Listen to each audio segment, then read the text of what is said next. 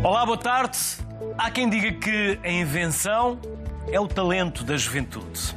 A ciência hoje parece cada vez mais concordar com esta teoria e tem feito um esforço para se promover junto dos mais jovens, recrutando desde muito cedo todo esse talento.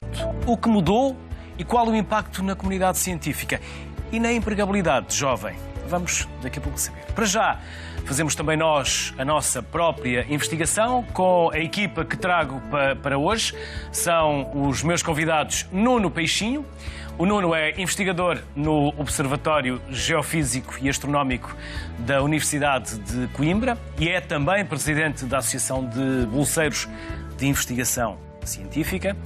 A Mónica Gomes, responsável pelo Laboratório de Investigação Pedagógico da Liga Portuguesa contra o Cancro. E a Ana Moura, que é bióloga marinha e investigadora na área da conservação de recursos pesqueiros. Aos três, bem-vindos à Sociedade Civil. Obrigado, antes de mais, pelo tempo que nos vão dedicar. Tempo que também para vocês é precioso, por isso, antes de mais uma vez, obrigado. Nuno, vamos começar por si, mas o Nuno pediu-me para ser tratado por Peixinho. Porquê? Porque ter este apelido fez com que eu nunca tivesse uma alcunha. E, portanto, passei a ser o Peixinho desde sempre. Desde o ciclo, desde a preparatória, que passei a ser o Peixinho e ficou assim. Visto dessa perspectiva? Sim. Não está mal visto, muito melhor do que as outras alcunhas que outros tinham. É de onde, Nuno? Eu sou de Torres Vedras. Fiz a licenciatura no Porto, que era a licenciatura em Astronomia. Na altura aliás, foi a única que houve, que depois fechou com a reforma de Bolonha. Porto onde? Na Faculdade de Ciências do Porto, quando ainda era na Praça dos Leões, na antiga. E isto em 89, quando ainda a A1 ainda não estava pronta. A A1, autoestrada? até lá, de Lisboa ao Porto, ainda não estava pronta. Já foi assim há tanto tempo? Já, a gente depois é que se percebe que já foi há muito tempo. Aliás, ainda não se pagava propinas quando eu comecei. E estive em manifestações contra o pagamento das propinas. Depois fiz... Manifestações pacíficas? Por acaso, essas foram, as que eu tive foram específicas. Quando houve a carga policial, eu por acaso não estava em Lisboa nessa.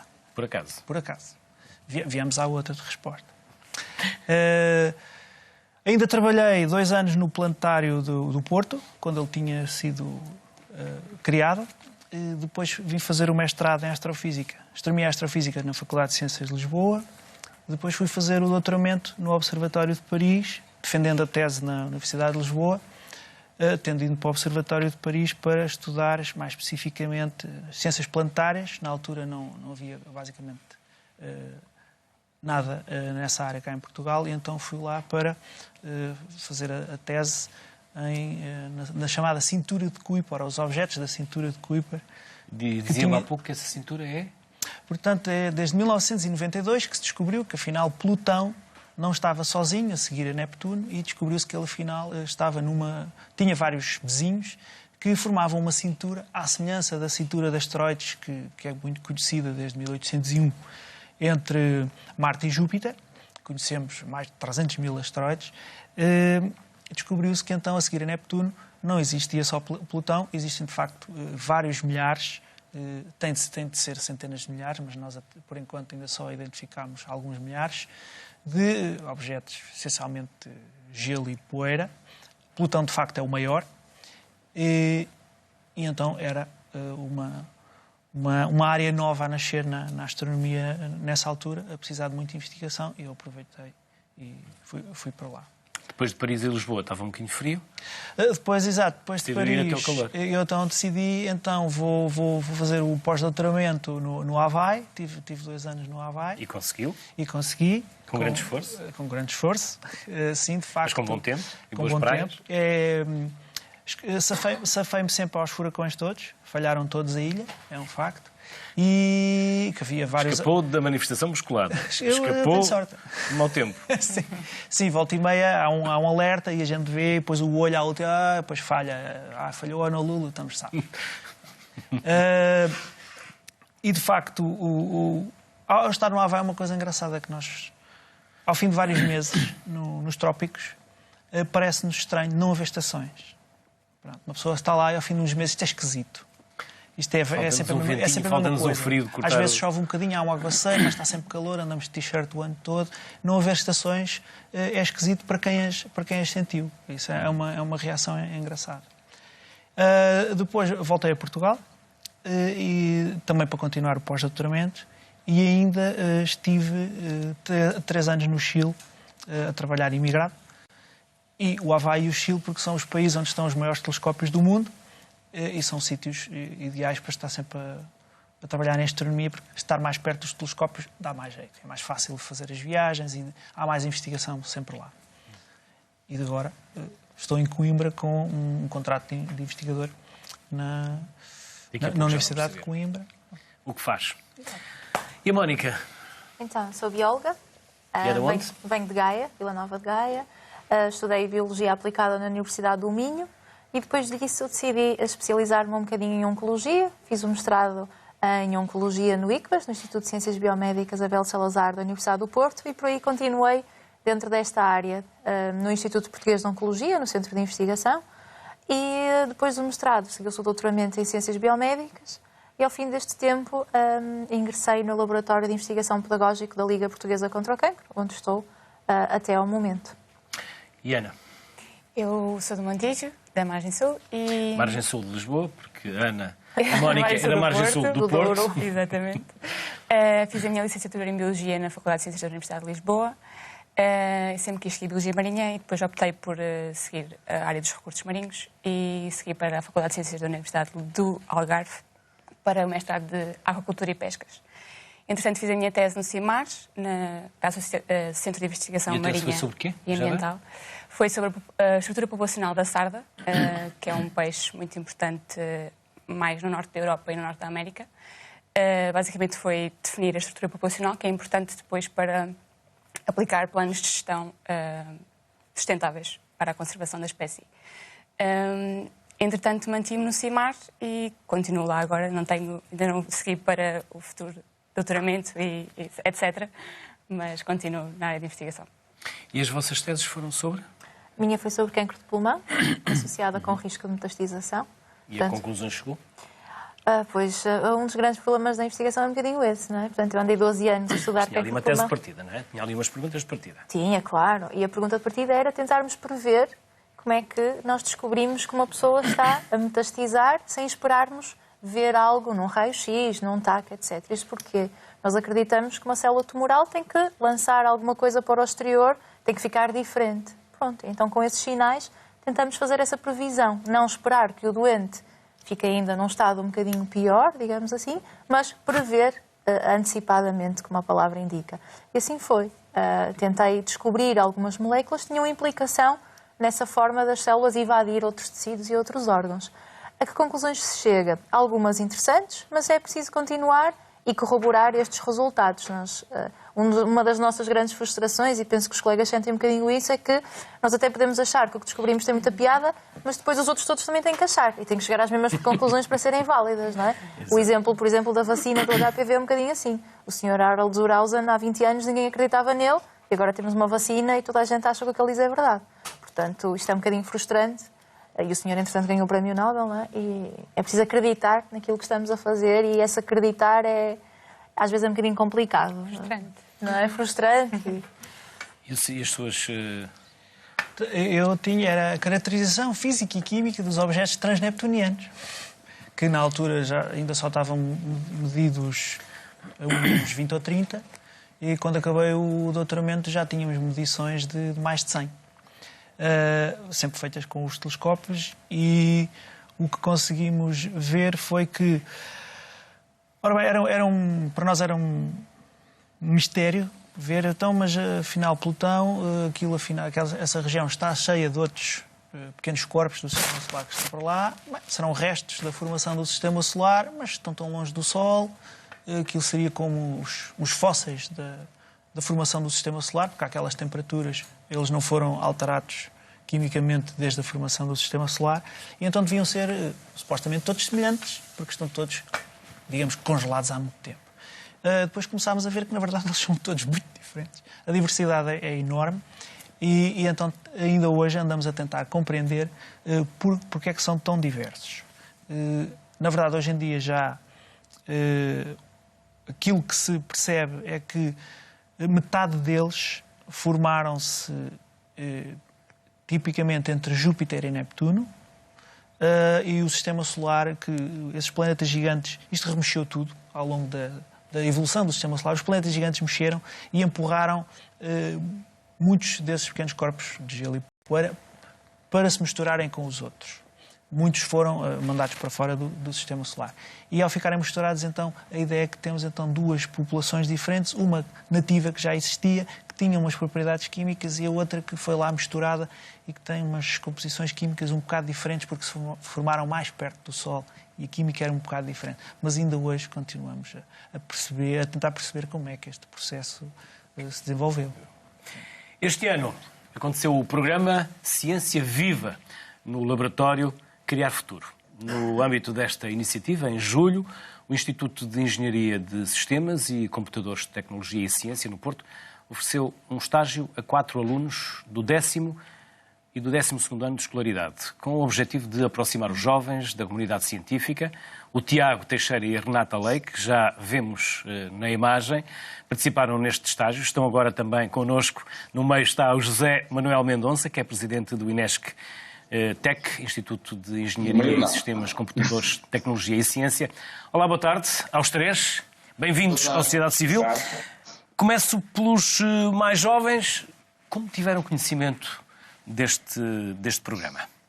Tiago e Renata. Tudo começou uma pesquisa da internet. Tinha falado com um professor na escola, neste caso no colégio onde eu ando, que havia estágios de verão e eu sempre quis participar num. Na internet encontrei na página da Ciência Viva um estágio. Gostei muito deste estágio sobre inteligência artificial e então concorri para cá e entrei. A minha história também é semelhante. Eu sou através de uma professora, neste caso a minha professora de Biologia, e fui pesquisar na internet e encontrei este estágio que me pareceu bastante interessante e que acabei por escolher.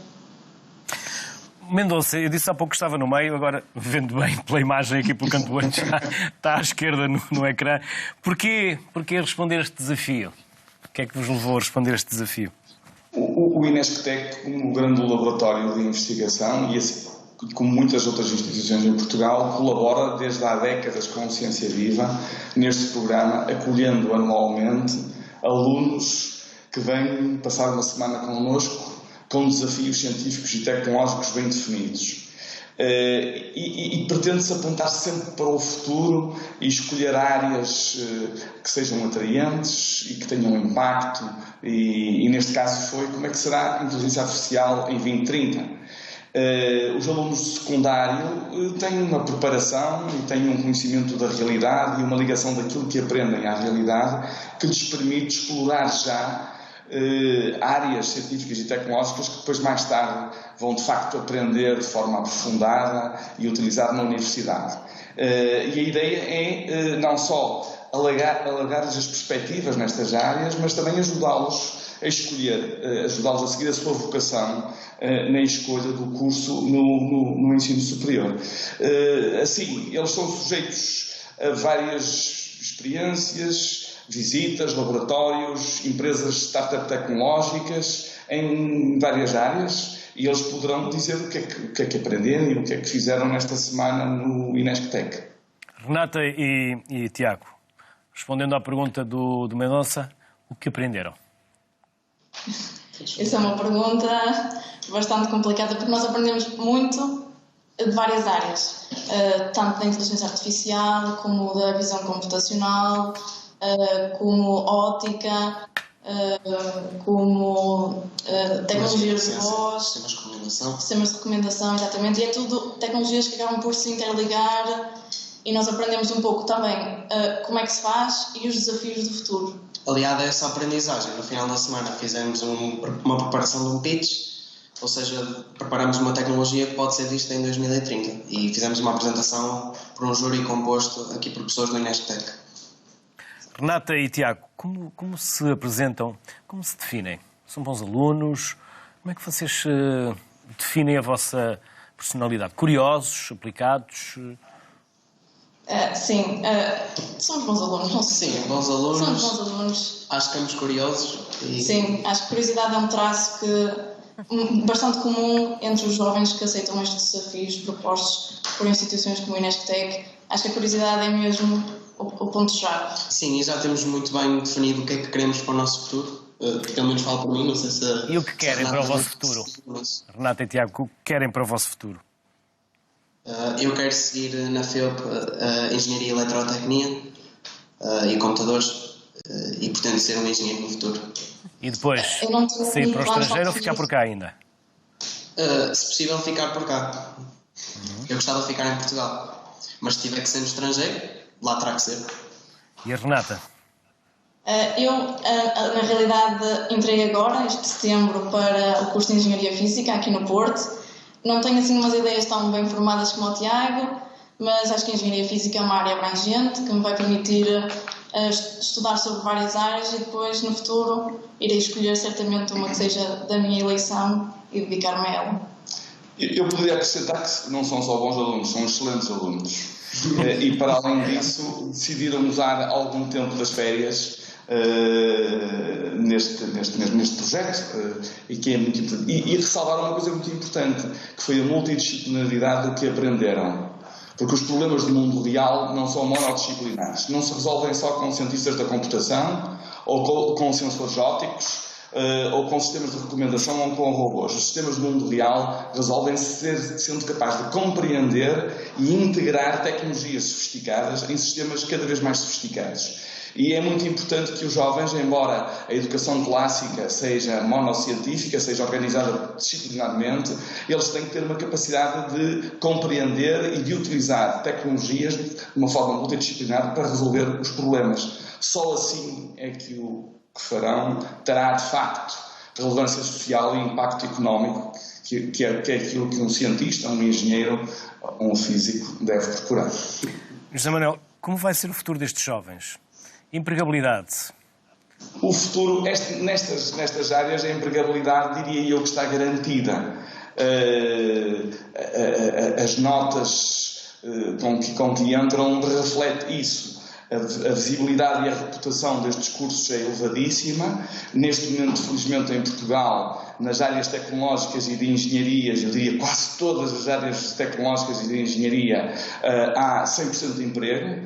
O desafio que têm é, obviamente, não terem um emprego qualquer. Terem um emprego de qualidade, fazerem uma carreira que os realize e terem impacto e realizarem-se. E quanto à pergunta de Portugal ou fora, felizmente, depois de uma altura difícil, na altura da crise, há uma capacidade enorme de atrair investimento estrangeiro, há uma capacidade enorme de explodir com empresas exportadoras tecnologia que competem internacionalmente e, portanto, nestas áreas o emprego, eu diria que há pleno emprego. José Manuel, Tiago e Renata, muito obrigado. Obrigado pela vossa disponibilidade. Parabéns. Diga. Quer acrescentar alguma coisa, José Manuel? Não, só para agradecer a oportunidade, porque nós queremos que haja para o ano mais jovens no Ciência Viva e mais jovens no Ciência Viva no Inesctec, naturalmente. Obrigado mais uma vez. Felicidades para os três. E até uma próxima. Obrigado. Antes de vos falar também da empregabilidade, gostava de saber um bocadinho mais do que é que vocês fazem. Ana, o que investigam concretamente? Recursos pesqueiros?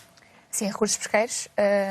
Podemos estudar ao nível da espécie, podemos estudar ecossistema, podemos estudar tipos de artes de pesca que sejam mais ou menos problemáticos para o ambiente. Há muitas artes de pesca agressivas para Sim, o meio ambiente? os arrastos, principal, das grandes pescas comerciais.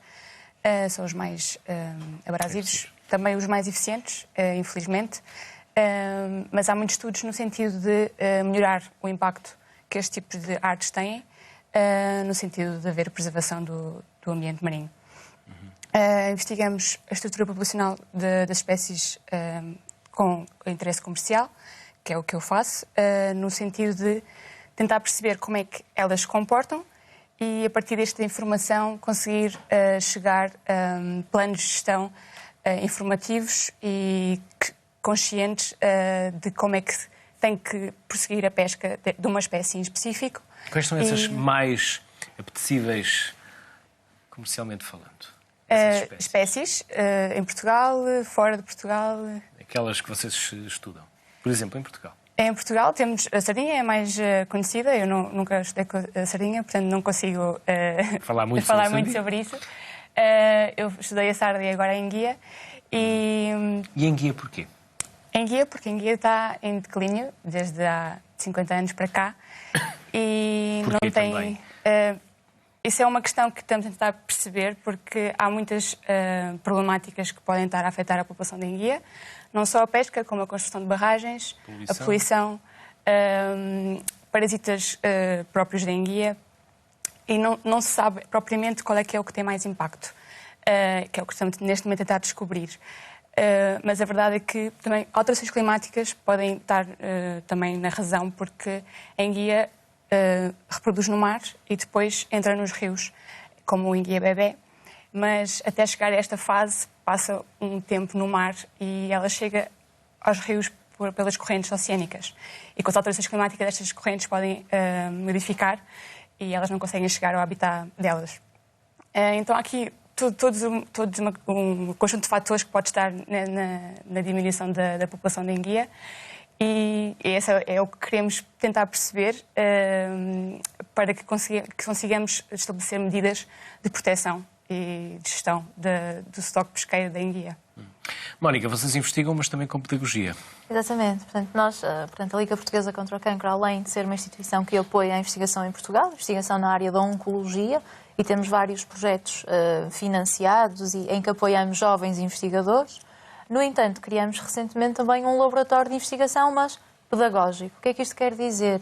Nós montamos um laboratório onde recebemos alunos em idade escolar, portanto até ao 12º ano, onde conseguimos com eles fazer atividades práticas em que tentamos relacionar conceitos dos conteúdos curriculares, dos programas, com conceitos relacionados com a oncobiologia. E tentamos perceber de forma prática, tentamos que os jovens percebam de forma prática do que é que estamos a falar. O que é a biologia do cancro, o que é cancro, o que é uma mutação, o que é uma replicação celular, e conceitos todos eles aqui relacionados com esta doença e, no fim, também fomentar, a sensibilizar e informar de uma forma prática, aliando os conceitos dos seus currículos pedagógicos.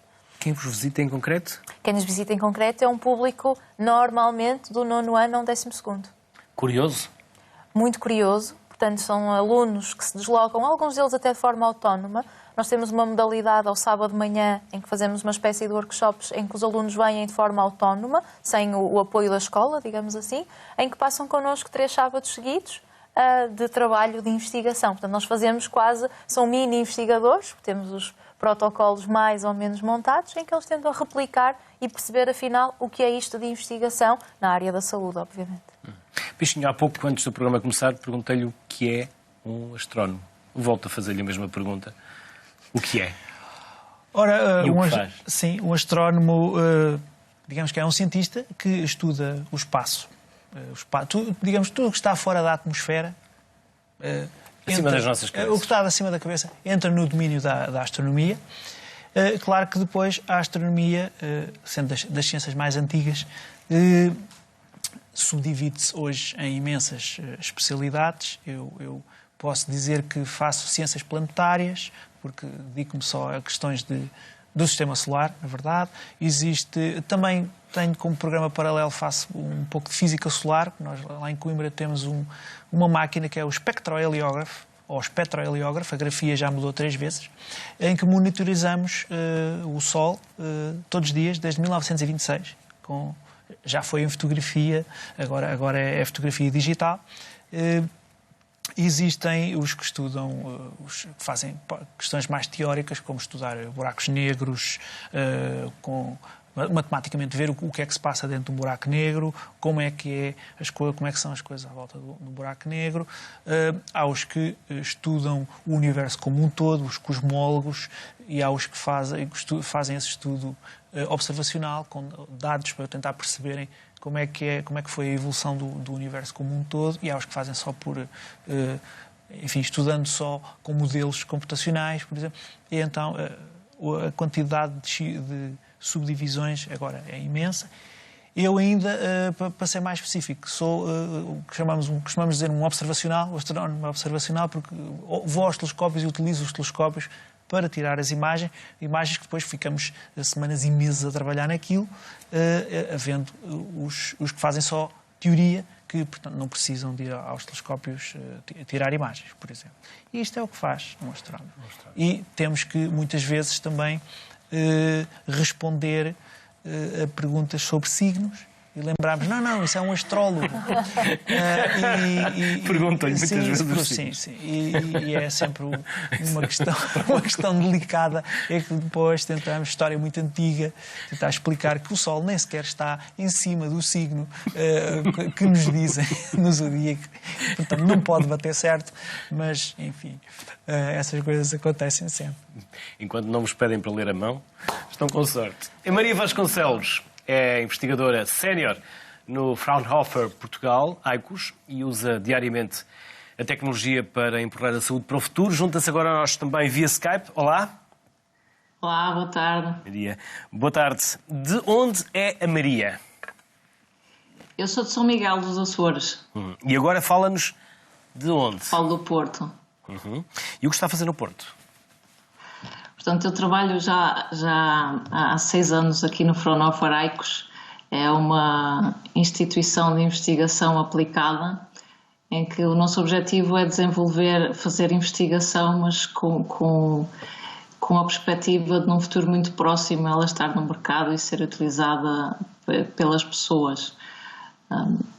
Estou mais a desenvolver soluções tecnológicas mais na área da saúde, utilizando visão computacional, a imagem, nomeadamente na área da dermatologia, a aquisição de imagens de sinais cutâneos para melhorar os processos existentes na saúde, entre os cuidados de saúde primários e os serviços hospitalares, portanto, garantir que as imagens que estão a ser transmitidas de sinais cutâneos entre os cuidados de saúde primários e os serviços hospitalares têm qualidade para ser analisadas e para o dermatologista poder fazer uma referenciação com qualidade. E também trabalho numa área, também na imagem, mais com o cancro cervical, com imagens de microscopia, de citologia meio líquido, quer dizer, as imagens que são obtidas pelo Papa Nicolau no cancro cervical e análise destas imagens microscópicas para detectar as estruturas de células anormais nestas imagens. Ou seja, na prática fala-me do projeto CLER e do projeto DERMAI, certo? Exatamente, exatamente. O CLER é de rastreio de cancro cervical e o DERMAI é a utilização da inteligência artificial para rastreios teledermatológicos, certo? Sim, são 2 projetos. É inevitável e é cada vez mais útil a entrada da inteligência artificial na saúde? Maria? Eu acho que é uma mais-valia utilizar sistemas computacionais para o apoio à decisão. Conseguir garantir, por exemplo, que as imagens que são transmitidas têm qualidade, facilitam o serviço dos dermatologistas ao não ter que devolver e pedir que o utente seja novamente chamado para verificar, para adquirir uma nova fotografia. Por outro lado, também na parte da microscopia, auxiliar quando um clínico tem que ver centenas de imagens, se nós conseguirmos filtrar as imagens mais interessantes, facilitamos o dia-a-dia deste clínico.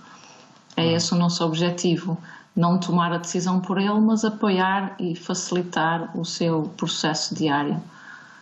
Podemos dizer que a inteligência artificial vai ajudar e vai tornar mais fiável a decisão? Eu espero que sim. Não estamos, por exemplo, mesmo por exemplo, não dando uma decisão, mostrando exemplos de bases de dados semelhantes, de imagens semelhantes, no caso de dúvida de algum tipo de diagnóstico, verificar e pesquisar e ter um dicionário paralelo que permita aos clínicos ter acesso facilmente. Portanto, eu acho que é mais fiável. São alguns tipos de diagnósticos que não são tão comuns, são mais raros. Ter esta ferramenta à mão acho que é interessante e que facilita. Maria Vasconcelos, muito obrigado pela disponibilidade que teve também para estar em direto aqui connosco no Sociedade Civil. Felicidades. Obrigada. Até a próxima. Muito obrigado. Vocês são jovens, mas já com uma carreira. E quando saíram da universidade, qual foi a capacidade de empregabilidade? Foi direta? Sentiram muitas dificuldades? Quem começa? A Mónica, que foi a primeira a abanar com a cabeça. Mónica. Eu, quando saí da universidade, eu estive 2 anos no centro de investigação sem nenhum apoio. Portanto, era aquela que... E era suposto que tivesse? Se Ou tivesse... o que é que poderia ter sido feito? O que é que poderia ter sido feito? Portanto, foi na altura em que a FCT acaba com as bolsas de mestrado, FCT? Fundação para a Ciência e Tecnologia, em que onde a FCT deixa de ter bolsas de mestrado, portanto, ou arranjava um financiamento externo de outra instituição, ou então teria que suportar esse mestrado. Financiamento do bolso dos pais. Exatamente. Portanto, a ideia era, mas é uma mais-valia porque estás a fazer currículo, portanto, porque o trabalho ia sendo potenciado em artigos científicos, e tive 2 anos neste registro. Depois concorri a doutoramento, e foi no ano em que chegou a crise em que bolsas de doutoramento em Portugal existiram 8. Portanto, eu tive 4,8 em 5 e não tive bolsa de doutoramento. Portanto, não sei se o Nuno se lembra dessa altura fantástica em que existiram 8 bolsas de doutoramento em Portugal. Portanto, só quem teve 5 é que conseguiu, não é? Portanto, foi assim uma coisa, foi um bocadinho complicado. Portanto, a empregabilidade é difícil, não é? Portanto, quando nós temos 20 anos, 21, quando saímos da universidade, achamos que a investigação é fantástica porque vamos mudar o mundo. E realmente mudamos um bocadinho. Mas depois, quando começamos a ter 25, 26, 30 percebemos, mas falta-me aqui alguma coisa. Falta uma coisa que se chama estabilidade. Falta uma coisa que falta sair de casa dos pais e pagar contas. Ser autonomia. Ser autónomo. Exatamente. E começa a ser complicado quando não temos respostas e temos que ir para o estrangeiro, ou então temos que arranjar outras soluções que não aquelas que são se calhar as mais do conhecimento público, como é o governo que apoia a investigação em Portugal. E no meu caso específico, eu concorri então a uma bolsa da Liga Portuguesa contra o Cancro, que me concedeu o tempo de eu fazer o meu doutoramento, e assim foi. Porque de outra forma realmente não teria essa possibilidade, porque não é muito fácil. Claro que nos últimos anos, 2, 3 anos, há um bocadinho um incentivo que se tente aumentar a empregabilidade, nomeadamente com o emprego científico, com a contratação de doutorados, mas mesmo assim eu concorri ao emprego científico e o ano passado foram 400 ou 300 para o país inteiro, portanto, em todas as áreas de conhecimento. Portanto, o que é relativamente pouco, porque estamos a falar de gente que acabou o doutoramento há um mês, como tinha sido o meu caso, acabei em dezembro, concorri em janeiro, e estamos a falar de gente que tinha doutoramento há 10 anos ou 20 anos, e era preciso meter esta gente toda no mesmo pacote. Conclusão, não tive esse tal contrato e pronto, a coisa teve que se resolver por outro lado. Mas em termos de empregabilidade, e falar de emprego ainda é outro conceito, não é? Porque quando falamos de bolsas não falamos provavelmente de emprego, no meu ponto de vista. Portanto, ainda temos aqui outros conceitos, que é afinal o que é isto, como é que se apoia a investigação. Mas isso daria, se calhar, outro programa inteiro só falar de empregabilidade. Ainda lá vamos, porque também quero perguntar aqui ao Nuno, ao Peixinho. E a Ana? Eu tive a sorte de conseguir uma bolsa logo na minha tese de mestrado e depois continuar. Mas entre a bolsa que tinha antes e esta que tenho agora, também me candidatei a várias em que não consegui ficar. Mas a frustração vem um bocadinho nesta questão de estarmos dependentes de nos candidatarmos a bolsas e de termos projetos com um certo tempo, um espaço de tempo, não é? Com finalidade, e pensarmos então em a seguir o que é que poderá vir. E estar sempre nesta incerteza é um bocadinho complicado e pode trazer alguma instabilidade profissional, emocional, tudo o que vem envolvido, e a nível de carreira é frustrante. Peixinho, antes ainda de falar enquanto presidente da Associação de Bolseiros de Investigação Científica, no seu caso, como foi? Eu, curiosa, assim que acabei o curso, na semana a seguir, fiquei com um emprego a recibos verdes no planetário do Porto, e depois é que estive lá 2 anos e depois é que decidi, não, quero fazer mestrado, vou fazer ciência, e fui para Lisboa e na altura havia uma bolsa de projeto e eu ainda tive há alguns meses com uma bolsa, depois o resto foi do bolso dos pais, depois tive bolsa de doutoramento, tive bolsa de pós-doc, de pós-doutoramento, etc. Houve ali o famoso período de 2013 que também vi que então emigrei e depois voltei com mais conhecimentos também. Com outra bolsa. Porque emigrar não é necessariamente mau. Não. O emigrar não é necessariamente mau. O grande problema é, aliás, nós normalmente queremos sempre passar algum período no estrangeiro, logo a seguir à licenciatura ou ao mestrado. Se tiver assim, se não precisa de ser o doutoramento todo no estrangeiro, mas um período de doutoramento ou fazer um pós-doutoramento no estrangeiro, pronto, para estar nos grandes centros de investigação de ponta e depois voltar. Há sempre quem prefira não voltar. A maior parte de nós quer voltar e depois deparamos-nos com esta situação que é um bocado difícil de ficar. Porque a verdade é que Portugal, em particular, está há mais de 20 anos, sustentou todo o sistema científico e tecnológico nacional, ficou todo sustentado recorrendo a bolsas. E as bolsas, legalmente, não são um contrato de trabalho. A bolsa a expressão é um subsídio de manutenção mensal. E, portanto, nós fazemos o trabalho, recebemos esse subsídio, não pagamos impostos, muita gente acha, não pagam impostos. Sim, mas o salário, a bolsa, digamos que nem sequer é um salário, está feito, é o que nós recebemos líquido. Se pagássemos impostos, recebíamos mais e pagava-se os impostos.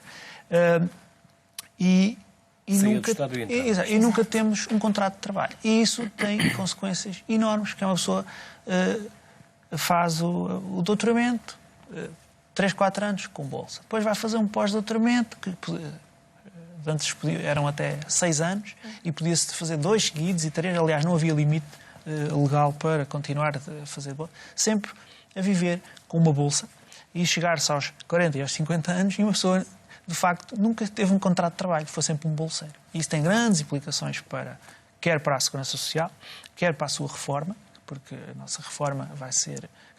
Tudo o que foi com bolsa é contabilizado com o seguro, como se fosse com o seguro social voluntário, da pensão mínima, e isto, quando se chega aos 40 e 50 anos, é de facto muito, muito difícil gerir isto. Sendo que, na verdade,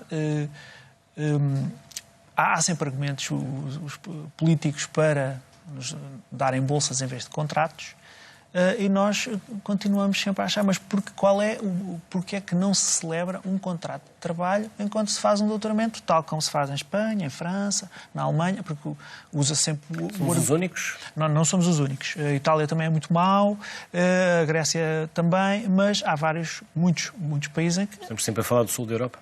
Pois parece que há um bocado a tendência. E em Espanha foi preciso lutar muito para passar, de facto, as bolsas serem, de facto, contratos de trabalho. Eu lembro quando eu estava em Paris no doutoramento, portanto, todos os colegas franceses, eles tinham as bolsas francesas, que a gente chama bolsas, mas eles também chamam bolsas, mas era um contrato de trabalho. Tem um contrato de trabalho, pode ser despedido também, paga os impostos, e eles, no fim, não arranjou emprego, também têm direito a subsídio de desemprego. E o sistema estava montado assim. E nós aqui tivemos demasiado tempo num sistema montado só recorrendo às bolsas, aos subsídios. Estivemos e estamos? Estivemos e estamos. É verdade que na última legislatura o Governo e o Ministro da Ciência prometeu haver o estímulo ao emprego científico e transformar bolsas de doutorados em contratos, os números que anunciam é que já há cerca de 5 mil, que era o prometido, havia cerca de 5 mil antigos bolseiros que passaram a ter contrato. Eu sou um deles, portanto, o meu salário líquido é o mesmo, mas agora, de facto, tenho um contrato de trabalho, como deveria ter sempre sido. Claro que é um contrato de trabalho a termo certo, não pode exceder 9 anos, e depois tenho que concorrer a outra coisa, e será sempre assim, mas ao menos, já é um contrato de trabalho como deveria ter sido. No entanto, nós achamos sempre que isto é muito insuficiente, não só porque tinha sido prometido também que, por exemplo, todas as bolsas de pós-doutoramento, os pós-doutoramentos passavam-se todos a ser um contrato de trabalho e não o subsídio de manutenção mensal, e depois voltou-se atrás, afinal, agora usam o argumento que, não, pronto, pode ser 3 anos com bolsa e depois é que vai concorrer para um contrato. E volta-se a manter sempre uns caminhos em que é sempre possível manter as pessoas durante mais tempo sem contrato de trabalho, e isto é muito injusto e é muito violento. Depois também há um facto que se reclama muitas vezes, há muitos centros de reclamação de investigação que já protestam que é muito difícil segurar os melhores. As bolsas já são muito baixas. Tivemos 17 anos sem qualquer aumento.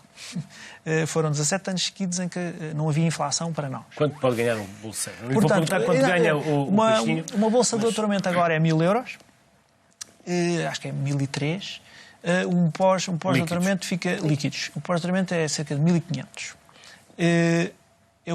Eu, passando a contrato, fico com 1.400 e qualquer coisa líquidos. Já tenho os 2 subsídios, o subsídio de férias e o subsídio de Natal. 12 salários? Agora tenho 14 salários. Ok. Pronto, como já é um contrato. Que as bolsas não são 14 salários, são 12 subsídios. E a questão é que ficámos 17 anos sem haver aumentos. Ou seja, como era no princípio, as bolsas estavam... aquilo que eram os valores das bolsas estavam equiparados àquilo que eram os vencimentos na carreira docente e na carreira de investigação. Isto desacoplou-se, ficou-se 17 anos com inflação zero e, na prática, todos nós hoje ganhamos menos 400, 500 euros do que aquilo que deveria ter sido. E isto torna-se um bocado... É difícil... Quando se quer, queremos contratar gente, queremos atrair os estrangeiros, queremos trazer estrangeiros para Portugal. Com o salário líquido de 1.400 euros, não estou a ver quais são os grandes os de investigadores de topo que querem vir para cá, porque eles vão ganhar muito mais que isso noutros sítios. Portanto, acaba por ser uma ilusão que não se consegue atrair os melhores de lá fora para vir para cá. Tipicamente, mantém-se os de cá. Os melhores de cá acabam. Os melhores de cá, porque alguns desistem e vão embora para sítios melhores onde ganha mais, e os outros que, como eu, agora decidi, quero ficar cá, já estive fora muito tempo, já chega, eu quero estar em Portugal. Mas isto é complicado, de facto. E a Mónica e a Ana estiveram sempre por cá? Não pensam um dia concorrer uma bolsa eu queria ver se não fazer investigação lá fora? Embora. Queria ver se não, até por uma questão familiar, porque é tudo muito giro ir lá fora, mas depois é o que o Nuno diz, agora apetece-me ficar, porque tenho cá a minha família, tenho cá a minha vida, tenho cá as minhas raízes, porque é que hei de ir? E é como o Nuno diz, então vamos estar a trazer gente para cá, porque é que hei de ir eu embora, não é? Se não apoiamos os que estão cá, não faz sentido. Portanto, eu fui um bocadinho renitente, claro que se tivesse que ser, seria, não é? Mas fui tentando contornar a situação e queria ver se teria que o fugir, até por uma questão de estar ligada àquilo que gosto, e tenho outros hobbies cá e tenho outras coisas que me fazem cá ficar. Portanto, se conseguir... E depois também pesando um bocadinho isto, as questões emocionais. Eu vou agora lá para fora sozinha e será que compensa assim tanto esta diferença? E depois estou lá perdida, digamos assim. Portanto, estou a tentar aguentar um bocadinho até ver, não é? Para já não tive necessidade ainda financeiramente de ir, sim. E Ana? Eu quero, mas numa questão de aprendizagem, porque penso que em Portugal há muito que investigar e muito que fazer, e gostava de o fazer cá, mas gostava de ter experiência fora. Mas com o futuro. Onde? Lá fora onde? Eu gostava de ir para os países nórdicos, que são muito fortes na área da pesca e estão muito à frente a nível de investigação, e aprender um bocadinho o que é que se faz lá e possivelmente aplicar cá também. E o que é que se faz lá em concreto que depois pudesse ser uma mais-valia para trazer para cá? Eles são muito bons a gerir as pescas. Para eles a pesca economicamente é muito importante, tal como para nós, mas eles há muitos anos que se aperceberam disso e que fazem uma boa gestão pesqueira de forma a que os recursos deles não acabem e que não tenham um impacto muito forte no ambiente para que o ecossistema se mantenha também equilibrado, para que os recursos se mantenham iguais. E então eles estão muito à frente nessa questão da gestão e políticas de gestão e de implementação de medidas de conservação e sustentáveis, e eu gostava de perceber o que eles fazem lá. Melhor. Nuno Moulid foi eleito cientista do ano pelo Clube de Jornalistas de Educação e Ciência austríaco. Vamos ver um vídeo gentilmente enviado pelo Nuno. O meu nome é Nuno Moulid, eu sou investigador português na Universidade de Viena, na Áustria, sou professor catedrático de Química nesta universidade e eu gostava de centrar esta minha curta intervenção em 3 pontos, o primeiro dos quais não é necessariamente um problema exclusivo dos jovens investigadores, mas é preciso as pessoas consciencializarem-se de que a investigação científica é uma coisa que raramente se faz sozinha. Primeiro, é algo que um investigador raramente faz sozinho. Os investigadores, sobretudo nas ciências naturais e da vida, trabalham sempre em equipas e é necessário contratar os membros dessas equipas, é necessário comprar e adquirir material de laboratório, é necessário comprar e adquirir reagentes de laboratório para se poder então executar os planos de investigação, e tudo isso requer financiamento. Basta olhar para os exemplos que temos da União Europeia, o famoso European Research Council, as famosas bolsas milionárias do ERC. Provavelmente o melhor dessas bolsas nem é tanto apenas a questão do montante financeiro que ela está associada, mas é a questão da regularidade. Há um calendário publicado com meses e meses, às vezes até anos de antecedência, que diz: vai abrir um concurso em 2020 para projetos submetidos por pessoas com este perfil ou para propostas de investigação com este cariz, com uma deadline a dia 31 de março de 2020. Eu acho que há 2 coisas que são fulcrais para um jovem investigador. A primeira é liberdade e independência. É sobretudo na fase a seguir a um curso, um doutoramento e, em alguns casos, um pós-doutoramento, na esmagadora maioria dos casos, há ali uma janela de 5 a 10 anos que são, na minha opinião, a fase mais audaciosa e de mais risco em termos da escolha de problemas científicos, e é uma fase em que estas pessoas precisam realmente de ser lançadas às esferas, precisam de ter autonomia, precisam de ter mentores, mas se calhar não precisam de ter chefes que lhes digam em que é que devem investigar. Precisam de ser lançados às esferas e provar que têm estaleca. Portanto, são esses os meus 3 pontos. É preciso regularidade no acesso ao financiamento para a investigação, e isto é um problema transversal a todas as fases de carreira, e sobretudo na questão dos jovens. É preciso menos chefes, mais mentores, mais liberdade, mais independência. Eu também acho que com liberdade vem responsabilidade. E oferecer um tipo de plano de carreira, ou pensar qual é o melhor tipo de plano de carreira para quem é jovem investigador, e para isso a Europa e o mundo oferecem vários modelos diferentes. Há modelos tenure track, há modelos como o modelo germânico, em que a pessoa, ao fim de 5 anos, tem que ir à procura de uma vaga de nomeação definitiva. O que é preciso é os modelos serem claramente definidos à partida e existirem.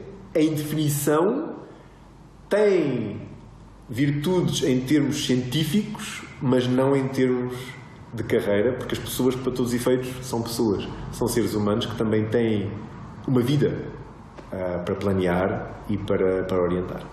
Mais uma vez, muito obrigado pela oportunidade de estar aqui presente. Algum de vocês quer comentar? Peixinho. Eu gostava de fazer um comentário que, em primeiro lugar, eu acho que ele é o primeiro catedrático sem cabelo branco que eu alguma vez vi. Aí podemos ver.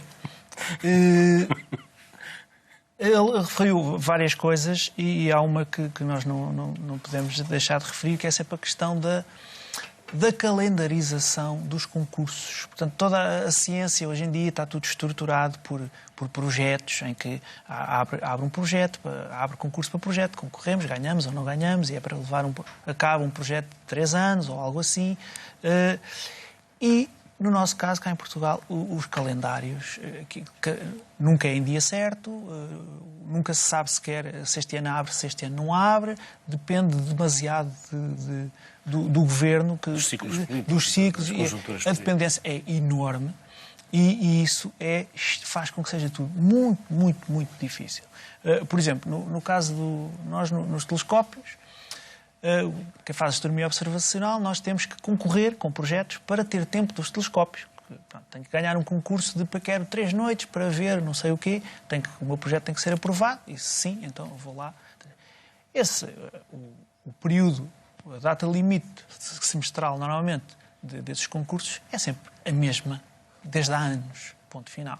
Lembro quando estava nos Estados Unidos, no Havaí, ao calendário da Sociedade Americana de Astronomia, o calendário até tem sempre já as datas dos prazos limites de tudo o que é concurso. E nós cá estamos sempre nisto, nunca temos as prazos. Inclusive, e ainda pior, é para a questão de quem quer concorrer a doutoramento ou também aos pós-doutoramentos ou mesmo aos concursos para contrato, nunca se sabe de antemão, não se percebe porque é que não é a mesma data sempre. Aliás, é tudo eletrónico, portanto não faz mal ser um domingo, é a mesma data. E isso não é muito difícil fazer esta gestão. Aliás, temos um grande problema que é o próprio sistema subentende que as pessoas vão ficar uns meses sem nada. Porque só se pode concorrer para uma bolsa de doutoramento, para uma bolsa de pós-doutoramento só posso concorrer depois de ter o doutoramento na mão.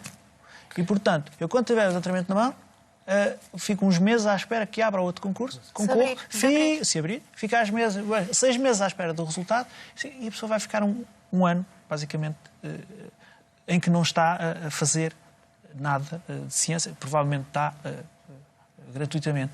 E isso é impossível fazer uma gestão de vida assim e isto dificulta também muito a ciência, o que é um facto.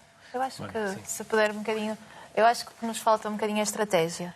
Porque nós somos tão bons ou melhores do que o resto da Europa. E quando é que nós vemos isto, na minha opinião? Quando vamos a congressos europeus. Ao nível da investigação em oncologia, nós estamos ao nível dos melhores. Nós publicamos nas melhores revistas, igualmente a todos os outros. O que é que nos falta? Estratégia. Porque eu já nem digo que nos falta dinheiro se fosse bem gerido. Este é um problema do país. Anda demasiado na tática e muito pouco na estratégia. Completamente. Porque nós vamos... Tática é aquilo que nos faz ganhar um jogo. Estratégia é o que nos faz ganhar um campeonato. Exatamente, exatamente. Porque se nós pensarmos um bocadinho e quando vamos pôr-nos a par dos outros, nós estamos nas melhores revistas, estamos com os melhores trabalhos, nós temos as ideias que os outros têm, só que eles têm uma diferença, têm dinheiro para as concretizar e nós andamos a contar tostões, como é que vamos comprar este reagente, e depois, como diz o Nuno, mas será que o projeto vai abrir? E enquanto abre e não abre, eu perco a vontade de fazer, porque não vou ficar à espera que, eventualmente, um governo se lembre se vai abrir ou não vai. E eu acho que é isto que nos faz perder, porque nós somos tão bons ou melhores do que os outros todos. Mas se os problemas estão todos já definidos e diagnosticados, o que é que falta para... Aí entramos por questões, se calhar, um bocadinho mais políticas, de estratégia política. Com governos de 4 anos não é possível ter uma continuidade? Eu acho que a continuidade é sempre a mesma, é falta de dinheiro. Porque o dinheiro que vem para coisas que se calhar não são prioridade para um país. E se calhar a investigação para vários governos não é uma prioridade, porque não dá dinheiro rápido. Estou a pensar na área da oncologia. Nós temos que esperar 10, 20 anos para que uma molécula entre no mercado com um medicamento, por exemplo. Portanto, uma investigação básica de molécula, de vias de sinalização, de uma coisa pequenina, é um crescendo. Portanto, isto não é rápido, não são 4 anos que me vai dar um resultado.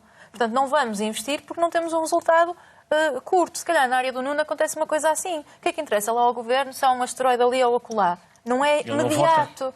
Exatamente, não é? E não vive lá ninguém para votar também. Exatamente. Portanto, não há uma estratégia de investigação, o que acaba por perdermos pontos em comparação com outros países que percebem que é uma mais-valia a médio e a longo prazo. Eu, se hoje souber mais coisas sobre cancro, daqui a 20 anos vou ter melhores tratamentos, vou ter menos pessoas doentes, logo vou ter que gastar menos dinheiro em saúde. Mas acho que nem ninguém percebeu um bocadinho esta lógica de continuidade. E se calhar o Nuno concorda um bocadinho comigo, porque eu acho que é o que faz sentido, é nós não pensarmos mais longe, pensarmos até ali e pronto, e está bom.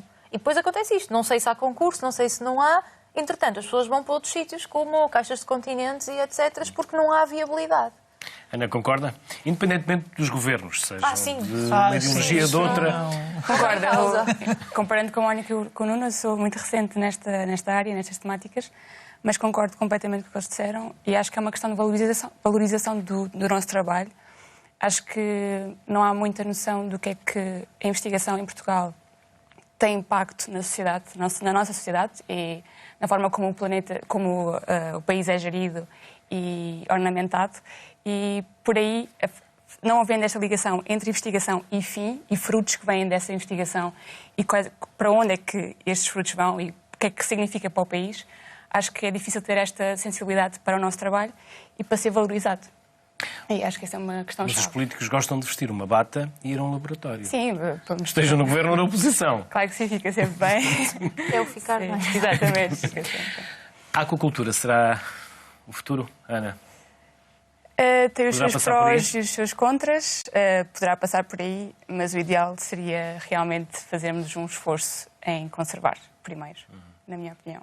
Porque só temos este planeta, não é? Só temos este planeta e a aquacultura... Pode ser que o peixinho qualquer dia descubra por aí.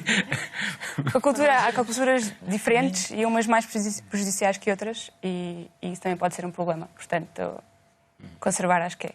E será ainda na nossa geração que vamos encontrar cura para o cancro? Não existe. Nunca irá existir, provavelmente, porque um cancro é um problema biológico nosso intrínseco ao ser humano. Portanto, vamos conseguir, provavelmente, a curto prazo, tornar uma doença crónica, ou seja, aprendermos a lidar com ela. E não morrer por ela, e mas não morrer morrer com por ela, mas morrer com outra coisa qualquer. Agora, a cura é muito complicado. Nós não conseguimos detectar células, uma, duas, isoladas. Portanto, nós temos que esperar ter uma massa maior. Portanto, a utopia da cura, quanto a mim, não é muito execuível por uma questão biológica, e se percebermos um bocadinho da biologia do cancro, rapidamente percebemos que, biologicamente falando, não é fácil. Agora, ir contornando, ir tratando, e não curando, mas ir tratando, penso que sim, e a taxa de sobrevivência estão cada vez mais a aumentar, sim. Nuno, e um dia vamos ter um segundo planeta? Haverá por aí alguns um planeta próximo do nosso, onde nós possamos respirar e ter água e as condições naturais normais para poder sobreviver? É curioso, porque quando eu estava na faculdade ainda não se conhecia nenhum planeta para além dos nossos do Sistema Solar. E, aliás, as estimativas da altura era que seria muito difícil nós descobrirmos outro planeta à volta de uma outra estrela. Hoje já conhecemos mais de 5.000 planetas à volta de outras estrelas e há estimativas que até indicam que é possível que metade das estrelas tenham pelo menos um planeta à sua volta. Ora bem, tendo só a nossa galáxia 100 mil milhões de estrelas, curiosamente também é o número de neurónios que temos na cabeça, ou pelo menos algumas pessoas, a estatística tem de haver algum sítio onde haja algum planeta que seja de alguma e outras forma formas parecido. de vida. E outras formas de vida. Não tem que ser necessariamente como nós, mas também não tem que ter 3 cabeças, 7 olhos e uma cauda. Aliás, é também não tem de ser forçosamente inteligente ou mais inteligente que nós. Podemos, por exemplo, pode ser muito pouco inteligente e saber a camarão. Que é uma piada muito usada para a Lua Europa, que deve ter um oceano líquido no seu interior, e o que toda a gente pensa é que se souber bem e for pouco inteligente, então temos ali a aquacultura para sempre. Quando eu era miúdo, olhava para o Sol e perguntava, quando soube que eram explosões, se algum dia as explosões iriam acabar. Depois explicaram, primeiro, não deves olhar para o Sol que faz mal à vista. E segundo, não te preocupes que isso não vai acabar. Sim. O Sol vai continuar a ter aquelas explosões e continuar a permitir a vida? O Sol, na verdade, apagar-se-á daqui a 5 mil milhões de anos, está mais ou menos a meio da vida, embora, na verdade, daqui a 1.000 milhões de anos, o Sol vai começar a inchar, daqui a 1.000 milhões de anos, ele começa a inchar, vai ficar, a sua superfície vai estar mais perto de nós, ele vai inchar tanto que vai comer o planeta Mercúrio, o planeta Vênus, e vai chegar até ao sítio onde hoje está a Terra. Não há certeza se chega a comer a Terra ou se fica só encostadinho, mas isto aqui, se não formos comidos, vai ser transformado vamos tostar. Portanto, é óbvio que nessa altura... Temos 1.000 milhões de anos para nos preparar. E daqui a 1.000 milhões isto já está a 100 graus. A piada que costumo fazer no planetário é, quando a água do mar estiver a 100 graus, nós metemos umas redes de pesca esperamos 15 minutos e podemos sair deste planeta já com o peixe todo requentado para viver no outro lado qualquer. Mas, por enquanto, temos que... Enfim, vivemos com isto, que ainda falta muito tempo, mas sim, um dia o Sol apagar-se-á e esperemos que a humanidade, se ainda existir até lá, já tenha descoberto outro sítio para ir. Peixinho, Mónica e Ana, foi um gosto receber-vos aqui no Sociedade Civil. Obrigado, felicidades para as vossas vidas. Obrigado por terem partilhado connosco as vossas vidas, tanto pessoais como profissionais e científicas. Bem-ajam, não é por ser novo que é bom, é por ser bom que é bom. Fique bem. Boa tarde.